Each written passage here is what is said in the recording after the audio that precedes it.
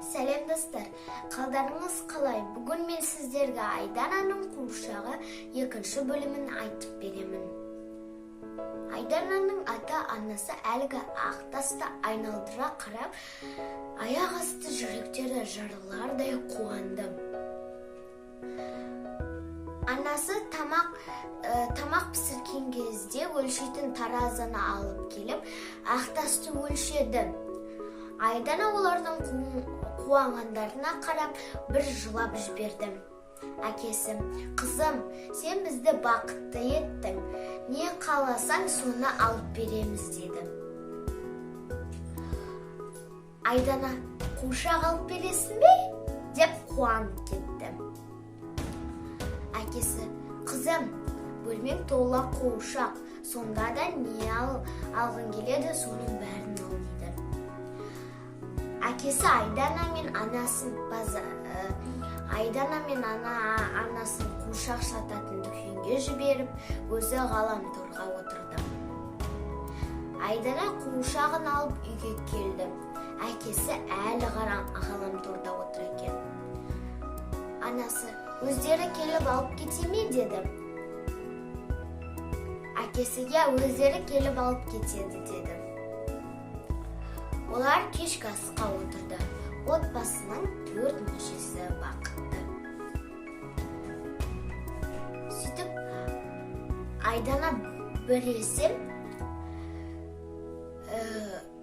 қуыршағының көйлегін жөндеп, біресе тамақтандырып, біресе аузын сүртіп отырды.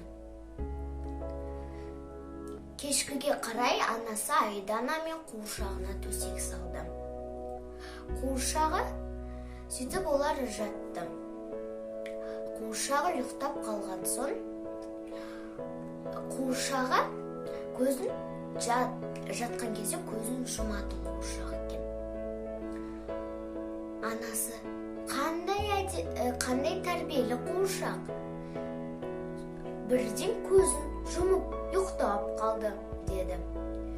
Әкесі сол кезде Айдананың бөлмесіне теңіз жағасынан тауып алған қуыршағын әкеп: «Қызым, мынаны мен жермен жауып қойдым. Бұл да сенің қуыршағың ғой.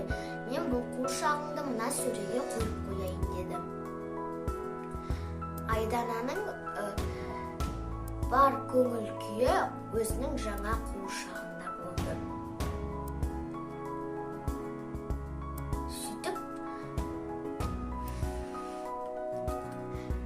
Айдана да ұйықтап қалды. Бір кезде уілдеген бір дауыс шыға бастады. Айдана қорықпай тұрып, сөйтсе ол өзінің теңіз жағасына тауып алған қуыршағы уілдеп тұр екен. Айдана барып: «Сен қозғалады екенсің ғой. Көптен бері қозғалмаушы едің. Сен жылап тұрсың ба? Жыламашы бөпем», деп оны сипалады. Сол кезде теңіз жағасынан тауып алған қуыршағы бірден қоя қалды. Егер де балалар бұл не екенін білгілеріңіз келсе, онда 3-ші бөлімін күтіңіздер. Сау болыңыздар.